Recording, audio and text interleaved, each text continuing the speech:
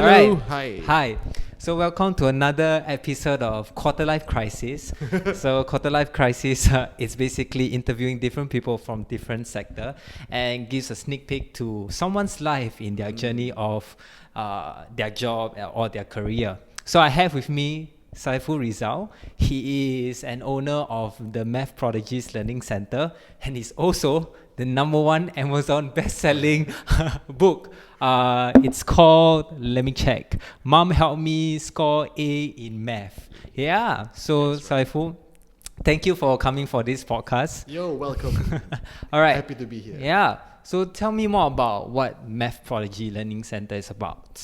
Okay, so basically, right, the idea is this. The children hate math. Yes. Some people, Oh my some God. children can't do math to save their lives, right? Right, yeah. So, number one, they're helpless, and number two, they hate it because they just, find it very difficult and they cannot do it. They just find it, very tedious, I guess. Okay, so the idea is we wanted to combine fun, making it fun, at the same time also making it into a symbol for overcoming obstacles in your life. Oh, that's nice. So make it easy, make it fun, and make it something like a symbol to overcome things in your life. Right. So these three things were the one that I had in mind. So I was actually, my background was actually as a motivational speaker, as a life coach, and I began that way. Oh. The issue, however, was that a lot of parents don't see the tangible value of getting such a program. Yeah. So they would rather go for study programs and things like that. So that's when my first business, I would say, almost flopped. Okay. It flopped. So the long story short is that I went on to decide to go to university, and I was like, hey, Singapore is all about education. Correct. Yeah. So why if I combine the motivation aspect plus the education study, part, right? So that's when the math project was born. Right. So the whole idea is to make it fun, make it easy. Then that's what we've been doing for the last almost 7 years. To actually help the kids. Right. Wow, 7 years. That's a very, very long time. Okay. I think for me it feels like quite fast. It's been quite. That's great. Yeah. When things are fast means I guess you're enjoying what you're doing. Yes. Yeah. All right. So in all subjects, why math? I mean, there are other subjects like science, and then there's English. Yeah, why math? More like a personal connection for me, like a personal affinity.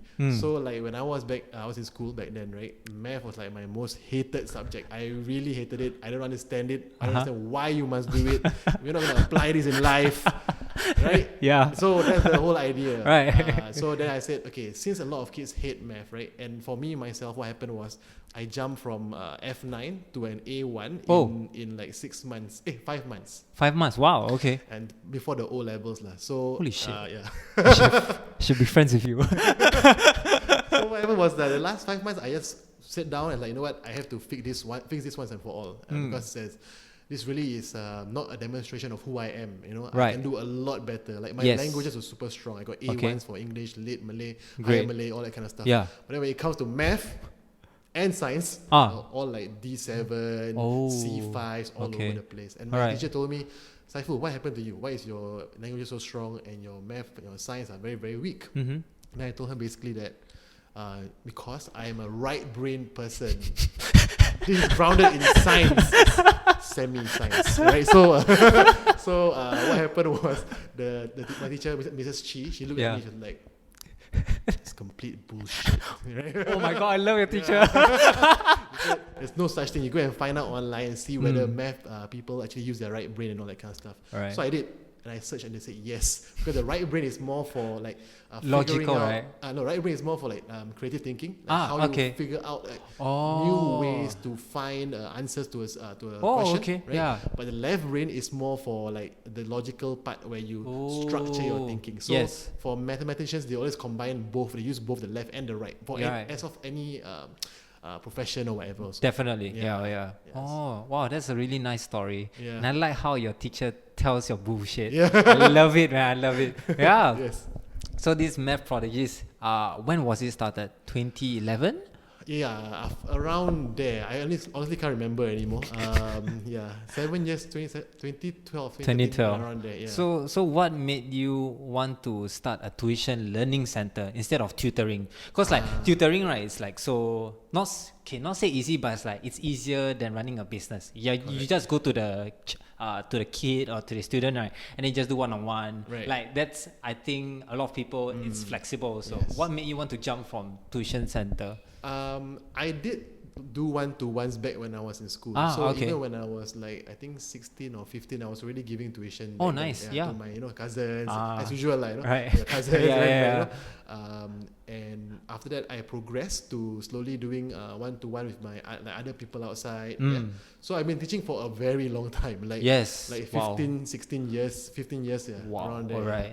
So and you're not under MOE. I'm not under MOE. Exactly. I don't want to be under MOE. No, I'm kidding. Same. No, I've taught in MOE school before. I taught in Northlight, and I feel that the teachers there are overworked. Yes, that's the reason why. Yeah, so I didn't want to join MOE. I like teaching. I teach in the side lah. And then like for you, you have your own control. You can teach whenever you want. That kind of thing. I have a lot of friends who are teachers, and I really like respect to all of you because respect, man. You got CCA, you got the kids God. to take care of, you see them every single day. Yeah. You know? But to me, I would say I take the easy way out.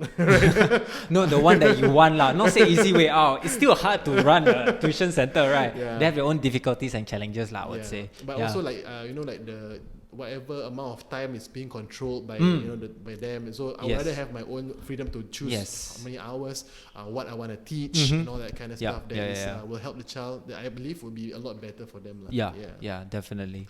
And the thing about running this tuition center, right? What was like the first problem that you faced when you run this center, or like one lesson or big?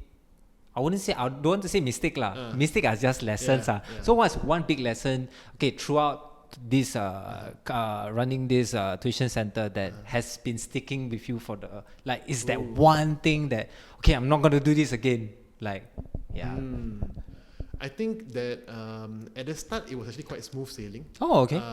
That's nice to hear. When I first began, I remember that I had no money to actually set up this is our own center, right? Yeah. We have we have 3 classrooms and all that. Correct. But back then I had no classroom whatsoever. So I was teaching from home and all that kind of stuff. But then I said I need to have my own center lah. But I'll begin with renting out a small room from somewhere. So Kembangan Plaza, just next door. Yeah. That's why I began renting a small room. They have a conference room over there. You can seat 6 students. Oh, okay. And a small whiteboard, right? Yeah. That's it. I think I rented it for 35 per hour or 40 per hour. Ooh, kind of okay. thing. Okay. And I had only I was just out of another business before that, right? So I had losses and debt of about $20,000+. Holy moly! Okay. 17 plus to 20 plus around there, yeah. Okay. So that's what I had. Sorry, it was $17,000. I just remember. Yeah. Uh-huh. I haven't told you sorry for a very long time. But yeah. So what happened was I had $1,000 in my bank, and I said, okay, I'm gonna use this money and to make the payment for the first month of lease. Yes. So I paid that, and I had very little to zero money, I think. Yeah. So I was forced to go out and look for business. So I literally went to their houses. Oh God! Right. So I set up the website. Fortunately for me, during my time as an internet marketer, I learned copywriting, and I did it very, very well. Nice. And I was able to convince people very easily through the words right. I wrote on the yes. website. Yes. So because of that, I managed to get, I think it was close to 10 or was it 12 students, right? Yeah. So instead of them to paying at the center, I said, because I wanted to make sure that, what's that called? I want to make sure that I know your child better, which I did, right? Yeah. But I would like to come to your place and, of course at the same time I will ask for the payment. Correct. So that's how I managed to hustle and desperately get the money. Yes. And then make sure that I have enough to roll over for the next month. Oh my Because God. I was in a very precarious position. What if I have no money coming in later, Yes. Yeah. And I really had no income of my own after that. So it was a hard time. Right. So that was quite okay because, like I said, I managed to get 10 to 12 students. Yes. And I was studying in NUS back then. Oh, so, shit. Yeah. So Monday to Friday, I was a student. Right, NUS. right. Yes. Saturday, Sunday, I was a teacher. And, oh my God. I would teach non-stop to save up on the rental. So right. no breaks. Oh my God. So 2 hours, no break. Next class, 2 hours, another class next. Oh my God. Save up on the rental. So it was a bit crazy. Yeah. And the business went pretty fast. It really appealed appealed to the parents. Yes. My personal story of jumping from F9 to A1 in 5 months really appealed to the parents. Oh, nice. And I was the one teaching it themselves. Yes. So it jumped very fast to like 50 students in like close to only 6 months, I think. Right. Yeah. So it was like, whoa, I got too many students already. Like I cannot handle anymore. Right. So this is where the lesson came in. Sorry, Yes. very long-winded. No, it's fine. So here's where the lesson came in. Right. I hired my first staff. Oh, okay, cool. So I hired my first coach to help me out. And that was when I realized that, I cannot just pick anyone. You know what I mean? Like Yes. the first person that came in, I'm like, okay, I need someone to help me now. Okay, come, let's go. Right? Okay. And then I realized that he wasn't really that well equipped to teach the kids, and the standard was very different from where I was teaching. Oh, okay. I'm not saying that he's bad, right? No, he's good. It's just that not the same standard, like not the same high standard. Not a lot of experience, I would say. Experience he had, but the issue was the teaching style was very different. Okay. So like I'm very like fun, passionate, that kind of thing, right? Maybe his one was a bit more like mellow, not mellow, but very not same energy as not you? up, not as high as mine. Okay, that makes sense. So the class was very like quiet, you know. On the other hand, my classroom will be like super like noisy. The kids will be raising their hands, jumping around. So that was the thing that made something is really wrong here. I can't be giving two kinds of services from one, particular brand. So that was the first lesson. Right. So even though I learned that back then, I had a hard time finding the right talent after that. Ooh, so okay. it's like a the whole kissing frog kind of situation. Oh yes. You have to kiss many frogs before you find the prince, right? That kind of thing. Right. So there was a lot of I would say turnover. Yeah. So people like come in, then they're like, sorry, this not working. Change. Not working. Change. Not working. I think I find my first which is how long? Was really good. I think it took almost an extra year plus. Before I found him. Okay. It turned out to be my friend from NUS also. Oh, nice. Yeah, he's a theatre guy, so he's the same, similar like me. I had a theatre background. So we just did it lah. And his name is Mustafa. Then I hired him full time after that. Great. We just carry on. So that was the biggest lesson I would say, which is it's inevitable that you still have to go through, and go through a few people before you finally find the one that can help you get there to where you want to be with your vision. Yes. Like what I would say to like for future entrepreneurs who want to do this, right, is that you should always give like a probation period. So like maybe 3 months. 3 months. Okay. Because a lot of people they might sound very good on the interview. In fact, the ones who sound the best normally aren't the ones who will perform the best also. All right. So that's what I realized. So I would rather do a probationary period, like 3 months. Now we do internships for 3 months. Oh, okay. So now we see from there, like out of 4 or 5 people, normally one of them will be the best. So I'll pick that one. Oh, okay. And they'll be my coach for the next group, Okay. And I just keep recycling lah. I just keep using the same method to get more people, right? And it works, right? And it works. Yeah. And with this also, you also, because you're just finding what the same kind of people that resonates with you, right? Because it's the same energy. Does this also helps you build culture in the tuition center or your business also? Yes, definitely. So like the culture that we have at Math Prodigies is actually very family-based kind of that's culture. great. Yeah. So we are all like very chill. Like we want to have fun with the kids. We treat the kids like our own kids. Right. Yes. And we are very invested in their results. So like while I don't know. I think a lot of centers are very result centric, right? Yes.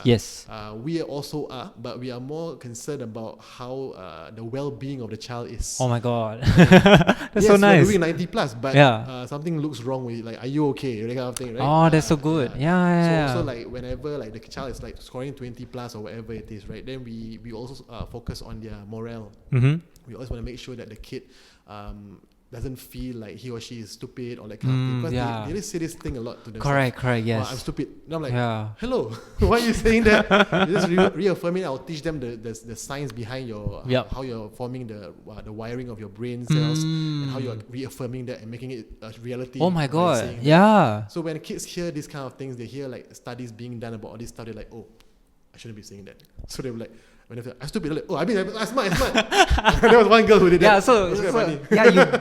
You bring up a very good thing that I think most of us face, which is a negative, I would say in the psychology term, a negative reinforcement, right? Yes. So you say a lot of negative stuff to yourself to the point that your brain actually, wires to the point that you're negative. Correct. And the thing is, if they don't get this out of when they're young, right? When they get older, right? Oh my God, it will be very drastic. Exactly. And I really thank you for this because, like you say, results are one thing, but the well-being is also another. Because I do teach during volunteer teaching programming, and then I don't really care about their projects. It's more important about their progress and their well-being. Like, are you okay? Yeah. Then for me, I really push, because results is one thing, right? So I want to push value-oriented learning.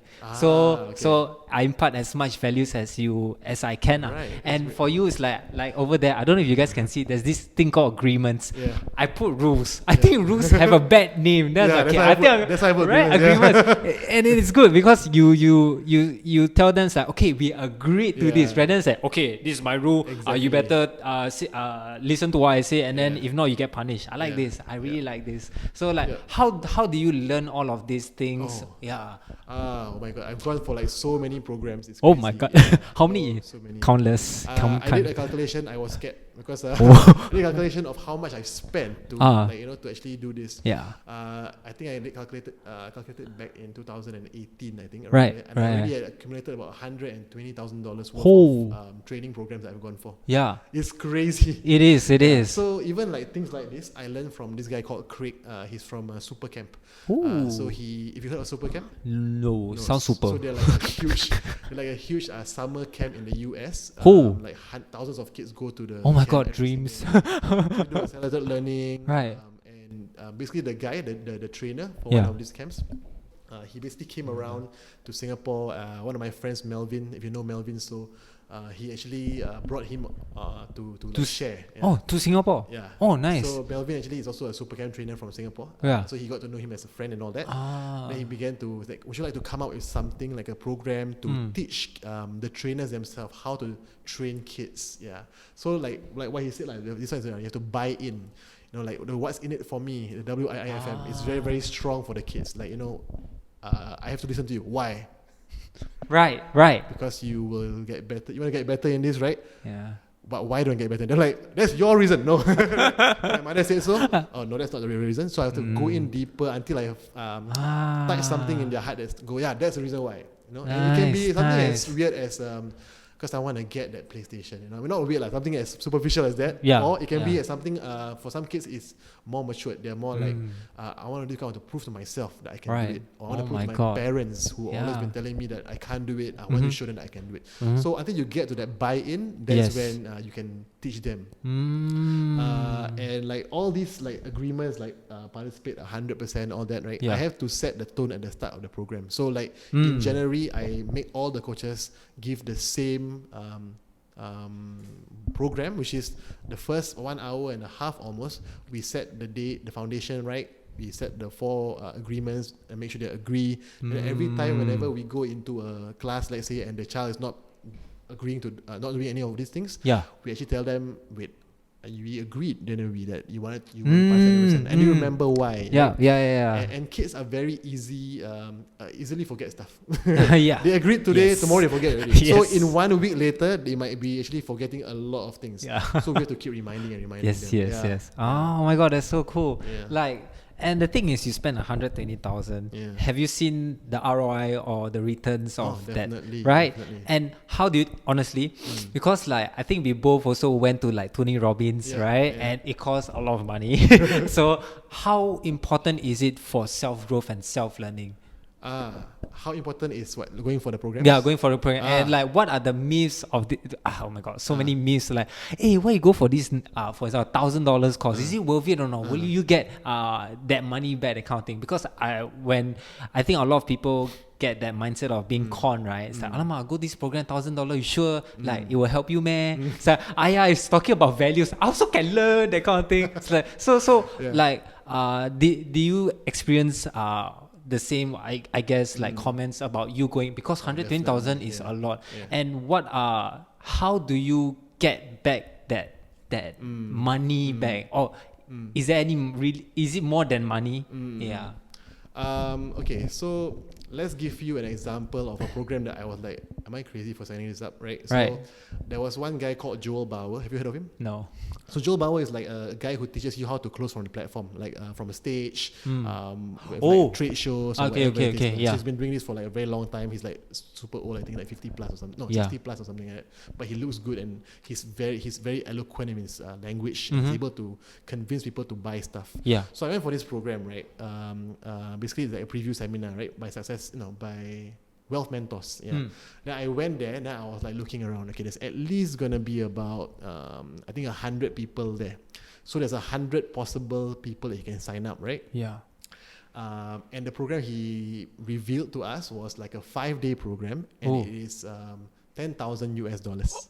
Yeah. Fuck. So $10,000. I'm like, wait, that's about 15K Sing. Sing, yes. Okay, that's great. That's a lot of money. Okay, but then back then I was like, how much money do I have in my bank? Okay, about 23. Okay, so I got, by the time I'll be like, wow, I'm wiping out a lot of my money, right? Right, okay. Yeah. And back then I remember I just bought a car and all that kind of stuff. So a lot of money has been depleted. I'm like, Yes. am I sure about this? You better be sure about this, Saiful, or else you're going to lose all the money, right? Yeah. And what's my mother going to say, right? Like, Yes. you're going to lose a lot of money. Oh, yeah, You're yeah. crazy? Yeah. Like, Yes, you just, yes. Yeah. So the thing that made me really decide to get it was when I saw out the 100 people, I think he closed almost 30 or 40 of them. Yeah. Ooh. So imagine like in that 2-hour pitch, right? Right. Or 3-hour pitch, I think. Let's say 30 lah. 30 multiplied by 10,000 US. That's Oh my God. 300,000 US. Yes. 450,000 Sing. Yes. In 3 hours. Holy shit. If that guy can do that, I'll learn from him. Right. So that's when I decided to jump on board lah. Okay. So I was I was scared. I was like, are you sure like you're doing it? Oh my God. Then It's a lot of money. Lead on, I'm like, oh my God, are you sure you're doing it? Okay. And then the program actually happened and I learned everything. I'm like, okay, this is worth it, but now it's time for action. Now I want to use the thing. So immediately the week after I came back, I was super excited, pumped up, like let's do this, man. Then I went to the Kembangan Plaza and had a seminar room. Now we have our own seminar room, but nice. last time we didn't have. Yeah. So we went there, and I remember we managed to get about 23 people, parents to come for the program. Yeah. We were actually sharing with them how our program Teenage Mastery back then what would help the children, teenagers to be excited about life, change their mindset, all that kind of stuff. And I sold it back then, was still very cheap, $997 only. $997. Okay. So like $1,000 Yes. for, and it's very long. It's for like a 3-month program. Whoa, so that's worth the money. Yeah. I feel like that's worth the money. Exactly, Yeah. Right? So it's a 3-day camp plus every month we will like catch up with them, make sure that everything is on track, blah, blah, for like 3 months. Okay. So and it was the first time ever that I was doing it. So I was nervous. I remember that when I went up there, I was like, okay, I'm going to start revealing the price of this program. Just to give you an idea, before this, I had done something similar by myself and I failed completely. Yeah. So I asked them, I said, this is $997. Okay, how many of you would like to sign up? Please raise your hand. No one raised their hand, and everyone looked down as if like I wasn't there, and like was complete silence. Oh, damn. And I said this one thing. I felt so uncomfortable. I remember feeling like sweating about, like my heart is like pumping really fast. Right. Yeah. And I was like, I said this one thing that no salesperson should say. I said, is it too expensive? Obviously. Yeah. Then everyone just like get quiet and it's okay then. Thank you very much for coming. Blah blah blah. Right. I was very very sad by then. I was like, okay. 0 sales. But this time around, when I revealed the price and knowing the techniques that I know, I used it. Managed to get 17 people to sign up. Oh my! So it was a ridiculous closing ratio. 17 out of 23. That's a lot, It's crazy. That's crazy. So even like the best platform speakers, like the consistently they can close 50%. So this is roughly about 75%. Right? So it was quite good lah. So I was like, oh my God, it worked. It worked. Oh my God, right? So then I was like, hey. So in that particular time, like all of us were a bit like. Even my staff, they were like, I also would get shocked. How did you do that? Yeah. And I remember I even used the close where they had to line up. So I'm like, okay, please line up from 1 to like 10. I'm going to give 10 spots over here. Then boom, no, more than 10. Oh my God, there's 17 of them. Okay, now all of you can get this price if you sign up now. Right. A whole long queue of people. Holy moly. And I was like, oh my God, this is happening. This is really happening. And couldn't believe it, you know. Right. So that skill passed on. I mean, I began to use it every single time. Yeah. Every month we would do previews. That's how Nice. we sign people up. Right. And sure enough, of course, that's how we generate money from from our Of business. course, yeah. Oh my And God. that's one skill that I think is very valuable. So that's one example of something that I would say, yes, worth it. Yeah. Yeah. As to whether people say it's crazy, of course, you know, my mom It said, is. you're crazy, is it? Yes, I would say it's Can crazy. you still get a refund? Can you just go for a bit then get a refund? Yeah, can you please work and get a refund? Don't be crazy, right? Yeah. You Oh work my so hard God. for this money for a year plus to get that amount of money. Suddenly you can spend it on 5 days. Are you crazy? Yeah. Yeah. But I would say to all those people who say these things, is like people who go for programs, right? There are two types. One is the one who go for them and then they rah-rah, then they come back and 1 week later, everything they forget. Yes. Then there's the other side, which is they rah-rah and then they apply. Rah-rah, apply. Then after that, they apply. Once they apply, then they get the benefit from it. Yep. So a lot of people will say, oh, I went for this program so nothing happened to my life. Yeah, Right, because you didn't apply it. Yes. Yeah.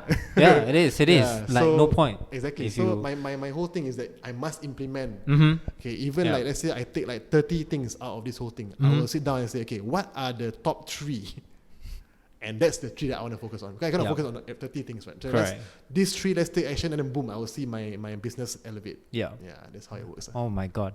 So guys, for these 5 minutes, I'm selling this course, no lah.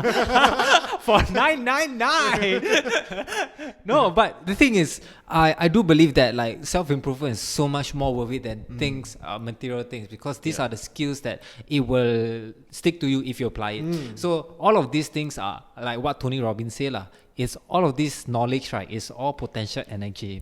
So you have to make it into kinetic energy. Yes. So you have to do action towards it. Whether you feel or what, at least you have done it, and then you could see the success. And learning from a pro, right, is so much better than learning from like someone who's not very good at their skill or what. Exactly. So that's why you pay a premium for them. That's why we pay for Tony Robbins. It costs a lot, but for the self-improvement that we got from it, right, I think it's way better than what, than just looking at videos, and that and the environment and the people around also really helps a lot lah. Yeah, like you say, I like what you say lah. There's 2 types of people lah. The one that do it, execute, and the one that doesn't.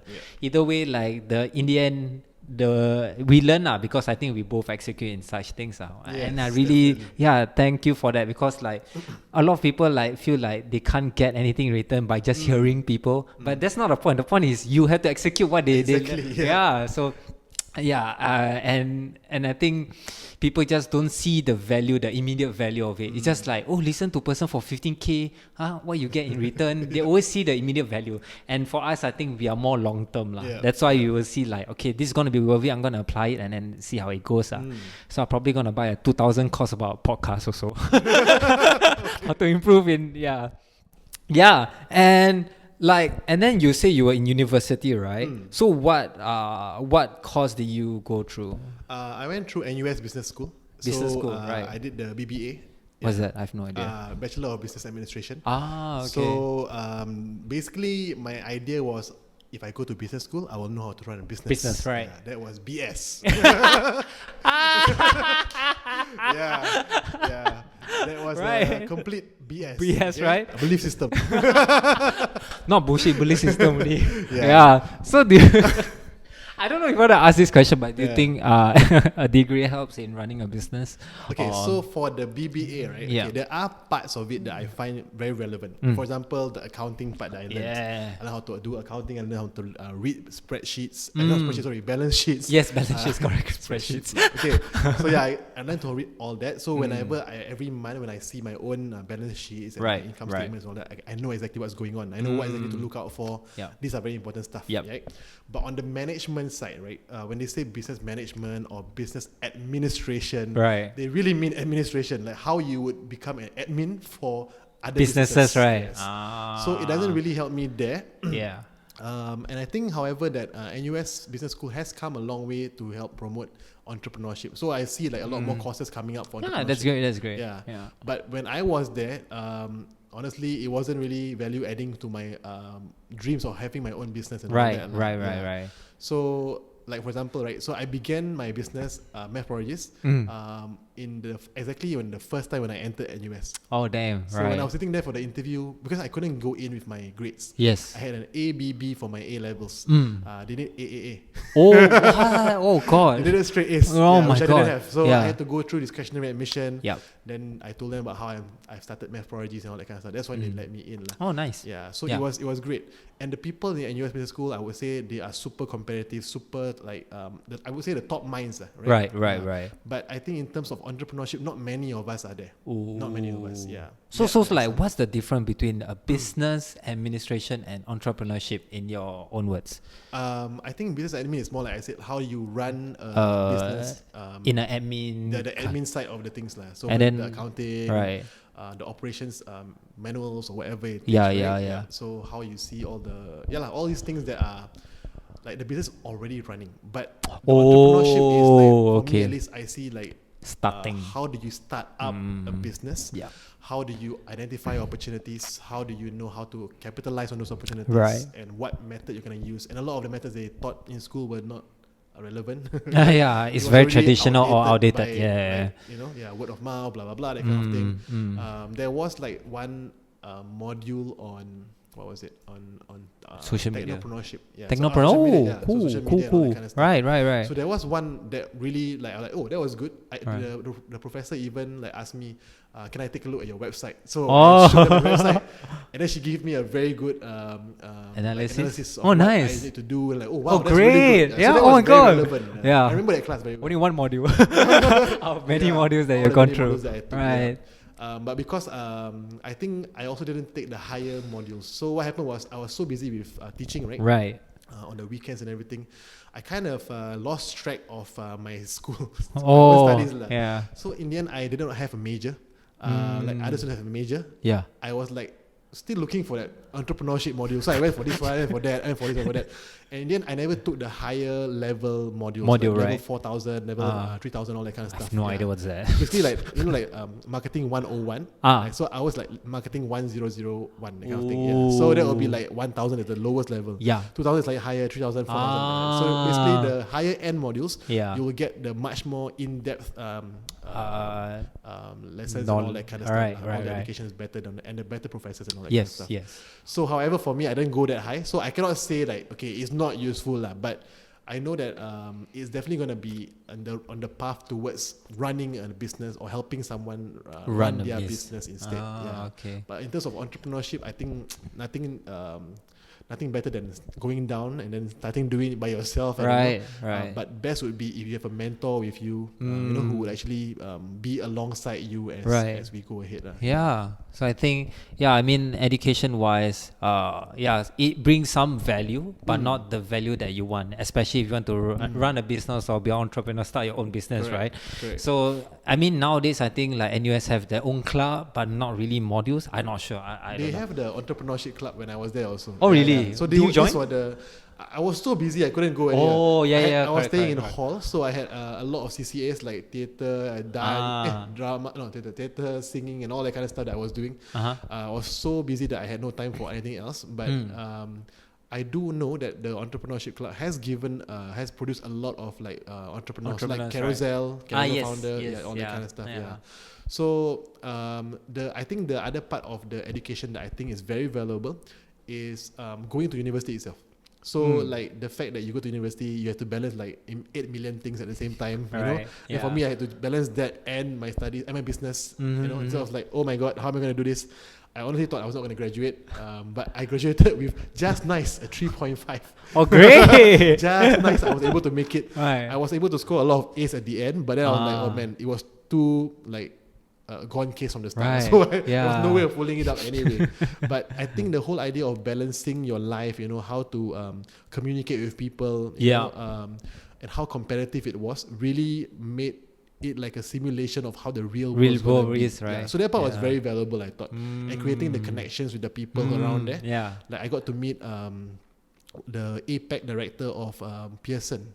Oh. Pearson, the book publisher. Oh, yeah. So it was eye-opening. He had like 2,000 people under his in his company, that's a lot. And he was managing all these people. I'm like, oh my god! So I got to talk to him one-to-one. Oh, great! Oh, wow! Mentorship. Yeah. And then that opened up some opportunities and all that kind of stuff. I would say that the connections, like I said, the ability to manage your life and all that kind of stuff, the competitiveness and all the communication stuff, all these are valuable things you don't see when you look at a university education, but these are things that you learn along the way and like, oh wow, that was valuable. Yeah. I don't remember the lessons, but I remember the lessons from the communication of what was going on in the group or whatever. Yeah. That's what I think. So the communication, the people that you surround with, the competitiveness, and then and the people that they bring in, because NUS is a very good brand. They bring in very big people to come in, and I think I do agree that education helps in that. I mean, for me, I didn't graduate from uni, but I mean, there's always a way to find this kind of people. Yes, if you're hungry enough, you can find it. Definitely. So let me end off with this last question. What is one advice, for example, NUS students out there who want to start their business, but they also want to study? What's like one advice that you tell yourself back then? Because you juggle so much, right?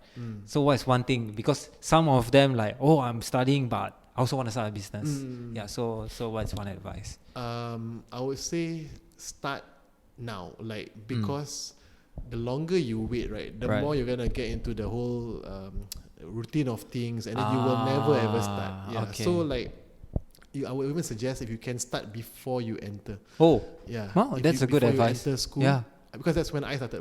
After I went for the admission, I'm like, oh my god, I should start now, right? Because I know that I will never ever forgive myself if I go and then after that, let's say I get into the whole corporate world, and I will never go back to becoming a business owner.